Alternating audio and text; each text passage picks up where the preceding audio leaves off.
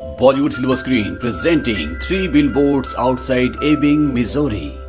ये एक बहुत ही बेहतरीन कहानी है। ये कहानी है एक माँ के दर्द की जो अपनी बेटी को न्याय दिलवाना चाहती है। इस फिल्म की IMDb रेटिंग है 8.2 और इस फिल्म में जिन्होंने मेन लीड का किरदार किया था, जिनका नाम है मैकडॉर्मेंट, उन्हें इस किरदार को निभाने के लिए ऑस्कर अवार्ड से भी नवाजा गया और साथ ही साथ रॉकवेल जो कि एक सपोर्टिंग एक्टर थे, उन्हें बेस्ट सपोर्टिंग एक्टर का ऑस्कर अवार्ड दिया गया। कहानी की शुरुआत में ये दिखाया जाता है कि एक लेडी अपनी गाड़ी में अपने घर की तरफ जा रही होती है और तभी वो देखती है कि रास्ते में 3 बिलबोर्ड्स पड़ते हैं। बिलबोर्ड्स उन्हें कहा जाता है जिनके ऊपर एडवर्टीजमेंट लगती है। वो उन बिलबोर्ड्स को देखकर अपनी गाड़ी रोक लेती है और कुछ सोचना शुरू कर देती है और इसके बाद वो उस कंपनी में जाती है जिसके ये बिलबोर्ड्स हैं। दरअसल वो इन बिलबोर्ड्स पर अपनी कुछ एडवर्टीजमेंट लगवाना चाहती है। यहाँ वो एक लड़के से मिलती है जिसका नाम रेड होता है। वो कहती है कि ड्रिंक वाटर रोड पर जो 3 बिलबोर्ड्स हैं वहां पर मुझे अपनी एडवर्टीजमेंट लगानी है। दरअसल इस रोड पर अब बहुत कम लोग आते हैं, इसीलिए उसे ये डील बहुत सस्ते में मिल जाती है, यानी कि $5000 में वो 1 महीने के लिए वहां पर अपनी एडवर्टीजमेंट लगा सकती है और वो उसे वो कंटेंट देती है जो उसे उन बिलबोर्ड्स पर लगवाना है। और साथ ही साथ वो रेड को ये भी कहती है कि हमारे बीच में 1 साल के लिए कॉन्ट्रैक्ट बनाओ जिसके मुताबिक 1 साल तक तुम उन बिलबोर्ड्स को किसी को भी किराए पर नहीं दे सकते। और अब वहां पर बिलबोर्ड्स पर उसकी एडवर्टीजमेंट लग जाती है और इन तीनों बिलबोर्ड्स पर 3 अलग अलग बातें लिखी होती है जो मिलकर एक सवाल खड़ा करती है। पहले बिलबोर्ड पर लिखा होता है रेप्ड व्हाइल डाइंग, यानी कि बलात्कार किया और मार दिया। दूसरे पर लिखा होता है एंड स्टिल नो अरेस्ट, यानी कि अभी तक कोई भी गिरफ्तारी नहीं हुई। और आखिरी बोर्ड पर लिखा होता है हाउ कम चीफ विलोबी, यानी कि ये सवाल चीफ विलोबी से पूछा जा रहा है क्योंकि वो पुलिस विभाग के चीफ हैं। दरअसल जिस औरत ने ये बिलबोर्ड्स लगाए होते हैं जिसका नाम मिलड्रेड है, आज से 7 महीने पहले उसकी बेटी का किसी ने बलात्कार कर उसे मारकर सड़क पर फेंक दिया था और आज तक पुलिस उसके गुनहगारों को पकड़ नहीं पाई। इसीलिए मिलड्रेड ने ये बोर्ड्स लगाए ताकि वो जनता की, प्रशासन की और पुलिस की आंखें खोल सके और उसकी बेटी को न्याय मिल सके। और ये बोर्ड्स लगने के बाद वहां पर मीडिया की एक रिपोर्टर भी मिलड्रेड का इंटरव्यू लेती है और वो कहती है कि मेरी बेटी को आज तक इंसाफ नहीं मिला। मेरी मरी हुई बेटी की बॉडी आज भी जमीन के नीचे दफन है। पुलिस प्रशासन क्या कर रही है मुझे कुछ नहीं पता। क्या हमारे बच्चे सड़कों पर सेफ नहीं है?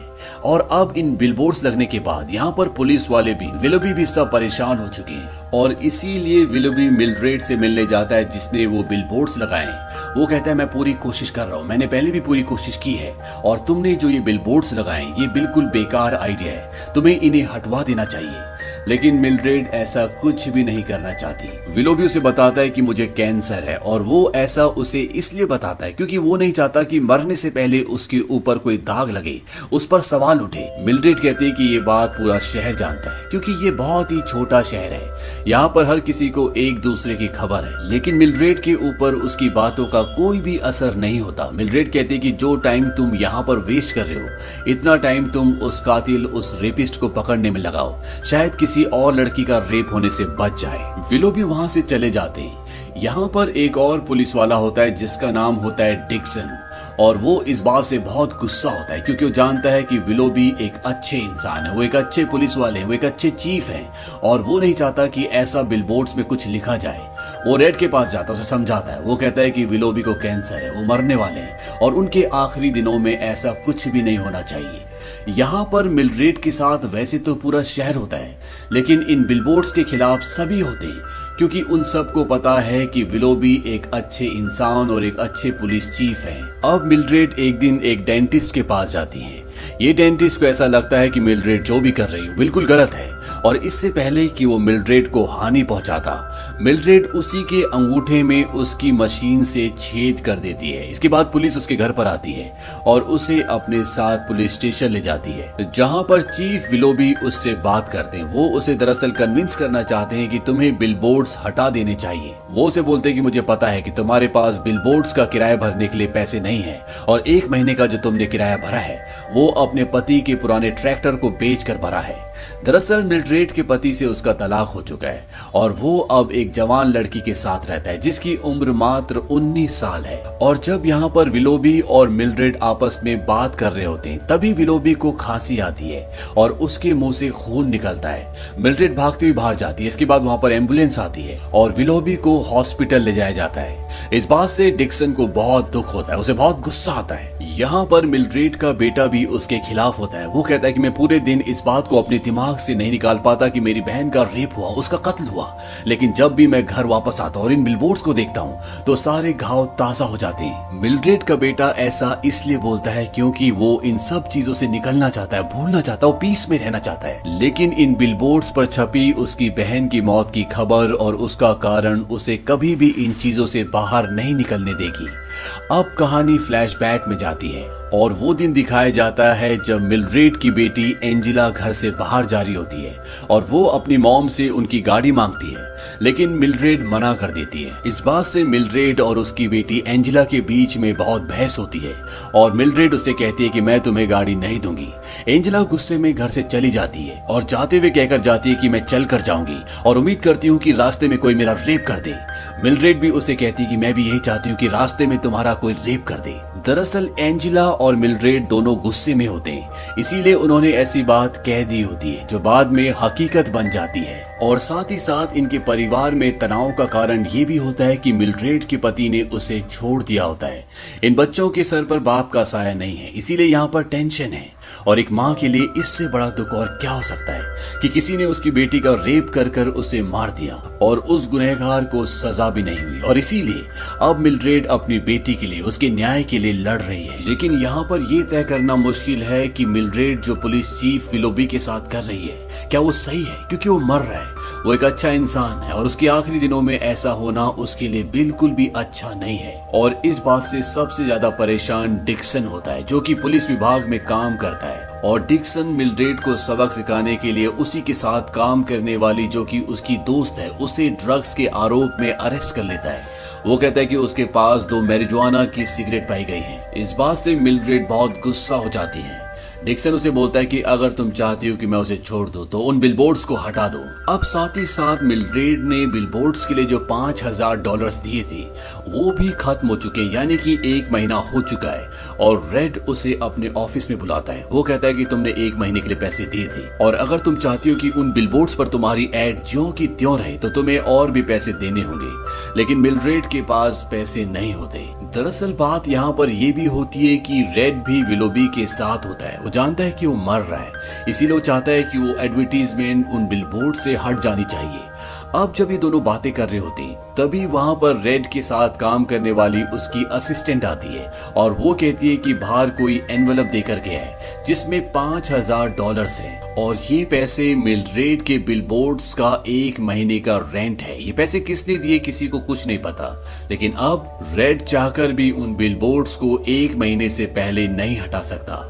वहीं दूसरी तरफ ये दिखाया जाता है कि विलोबी अपनी फैमिली के साथ पिकनिक पर जाता है और वहां से आने के बाद जब रात को उसकी पूरी फैमिली सो जाती है तो वो खुद को गोली मारकर आत्महत्या कर लेता है, क्योंकि विलोबी के अंदर जो कैंसर पल रहा होता है वो उससे तो लड़ सकता है, लेकिन उसे मरता हुआ देखकर उसके परिवार को जो तकलीफ पहुंच रही होती है विलोबी उसको नहीं सह सकता, इसीलिए वो आत्महत्या कर लेता है। और वो अपनी पत्नी के, मिल्ड्रेड के और डिक्सन के लिए एक लेटर भी छोड़ कर जाता है। लेकिन विलोबी की मौत से यहाँ पर पूरा पुलिस डिपार्टमेंट परेशान हो जाता है, सब बहुत दुखी होते हैं और सबसे ज्यादा गुस्सा आता है डिक्सन को। और डिक्सन सीधा रेड के ऑफिस जाता है जिसने मिल्ड्रेड को वो बिलबोर्ड्स किराए पर दिए हैं और वो रेड को बहुत बुरी तरह से मारता है और उसे खिड़की से नीचे फेंक देता है जिससे रेड बुरी तरह से इंजर्ड हो जाता है।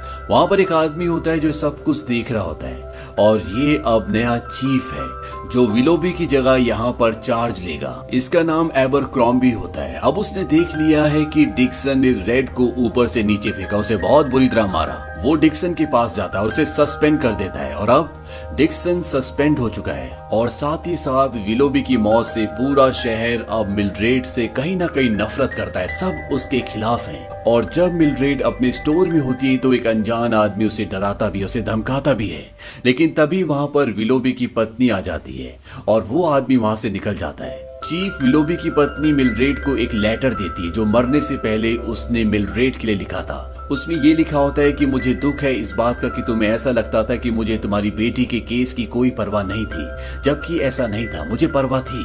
कई बार सबूत नहीं मिल पाते, लेकिन एक बात माननी पड़ेगी, तुम्हारा बिलबोर्ड का आइडिया सच में कमाल का था, एक शतरंज की चाल की तरह। शहर में सभी को ऐसा लगेगा कि मेरी मौत की वजह तुम हो, ये बिलबोर्ड है, लेकिन ये सच नहीं है। इसीलिए मैंने तुम्हारे बिलबोर्ड्स के 1 महीने के पैसे भर दिए।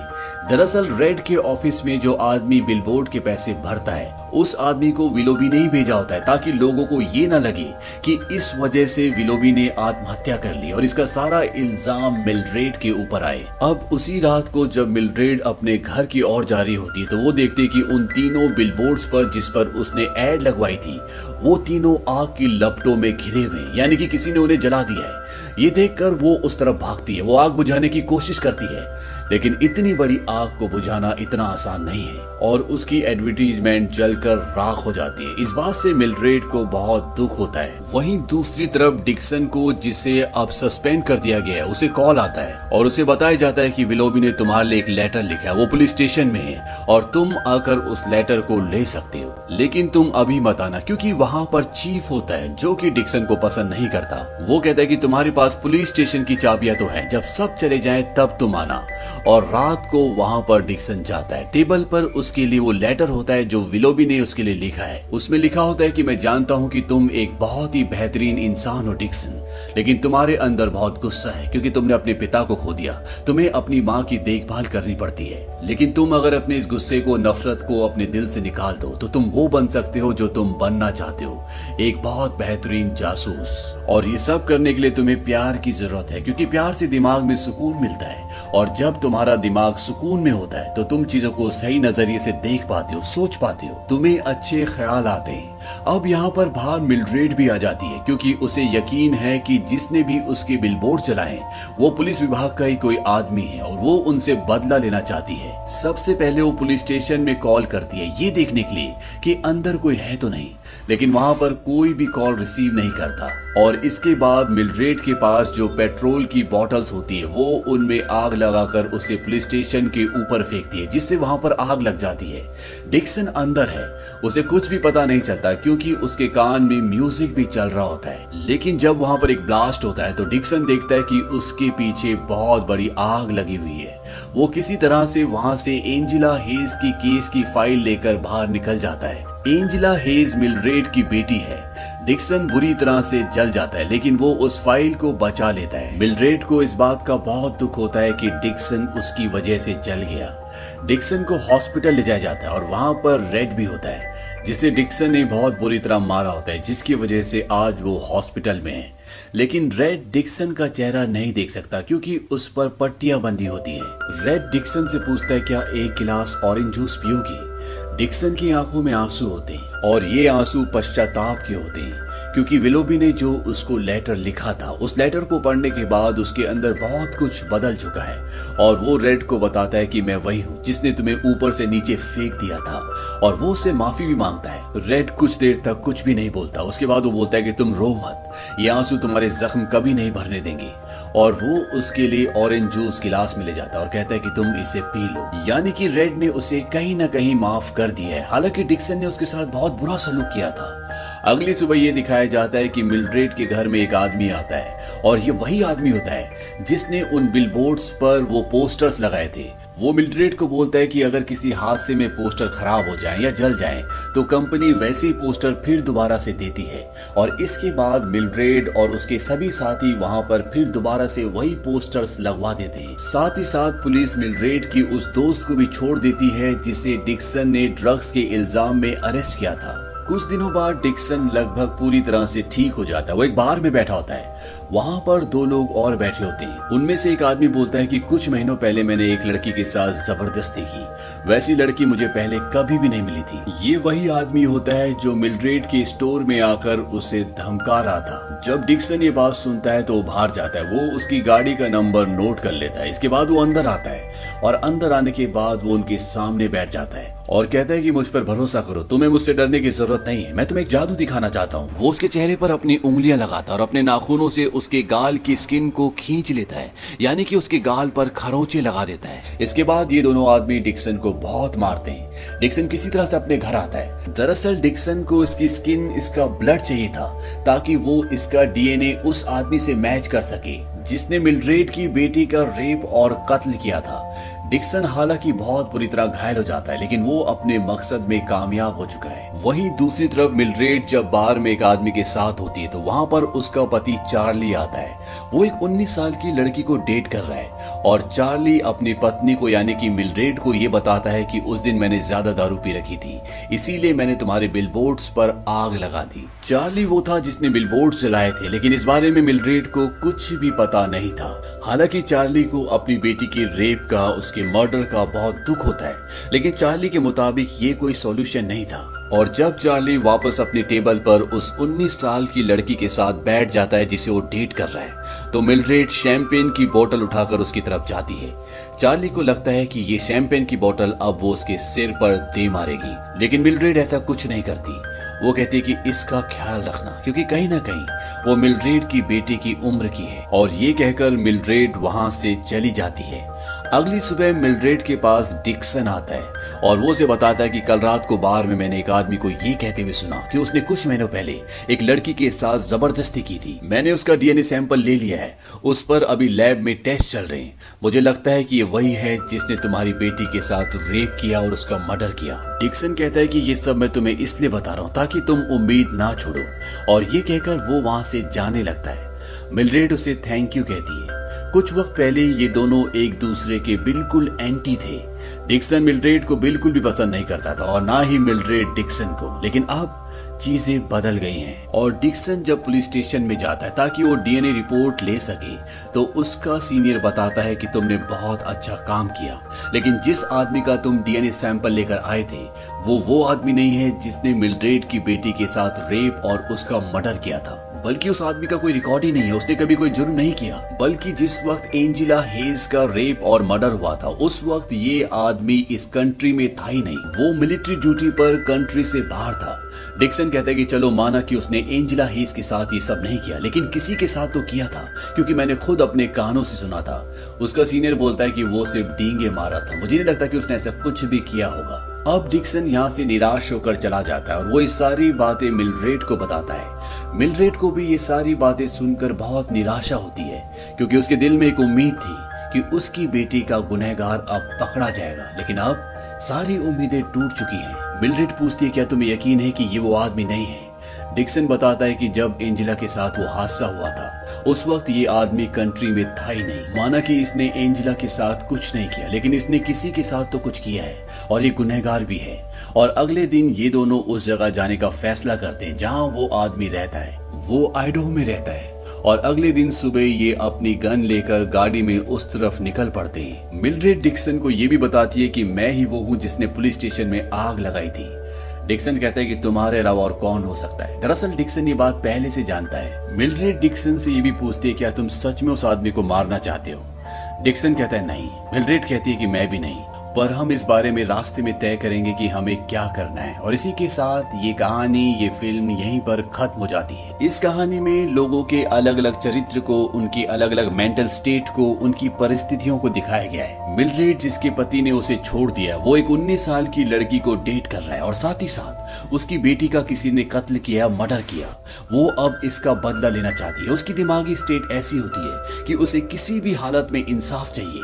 साथ ही साथ वेलोबी जो कि एक अच्छा इंसान है, जिसे कैंसर है, और उसने मिल्ड्रेड की बेटी के केस को सॉल्व करने की कोशिश भी की, लेकिन उसे सबूत नहीं मिले। इसमें उसकी कोई गलती नहीं होती। फिर भी मिल्ड्रेड उसके खिलाफ बिलबोर्ड्स पर पोस्टर्स लगाती है, लेकिन वो मिल्ड्रेड की मनोवृत्ति जानता है, इसीलिए वो उसे माफ कर देता है। उसके बिलबोर्ड्स के पैसे भरता है, क्योंकि वो जानता है कि एक माँ किस दर्द से गुजर रही होगी और कहीं ना कहीं वो जो कुछ कर रही है वो सही है। क्योंकि कभी कभी इंसान ऐसी परिस्थिति में होता है जहां पर उसे सही और गलत का पता नहीं चलता, वो सिर्फ इंसाफ चाहता है। साथ ही साथ यहाँ पर डिक्सन जो कि बहुत ही स्ट्रॉन्ग कैरेक्टर होता है, वो विलोबी से बहुत प्यार करता है और वो उसकी मौत का सदमा बर्दाश्त नहीं कर पाता, इसीलिए वो रेड को बहुत बुरी तरह से मारता है। लेकिन जब उसे विलोबी का लेटर मिलता है तो उसके अंदर जो एक इंसानियत होती है, एक अच्छा इंसान होता है, वो कहीं ना कहीं जाग जाता है। इसीलिए वो मिल्ड्रेड को भी माफ कर देता है जिसने उसे जलाया होता है, और साथ ही साथ वो रेड से भी माफी मांगता है क्योंकि उसने उसे मारा था।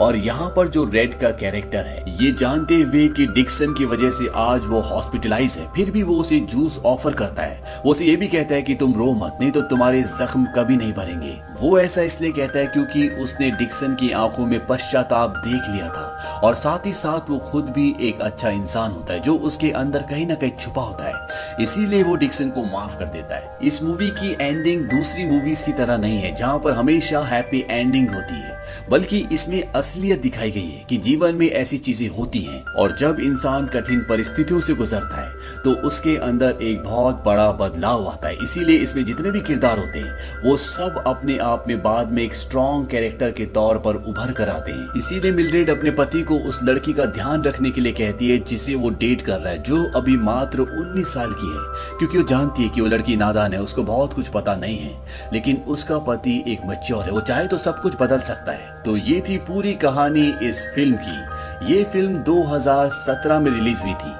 IMDb पर इसकी रेटिंग है 8.2।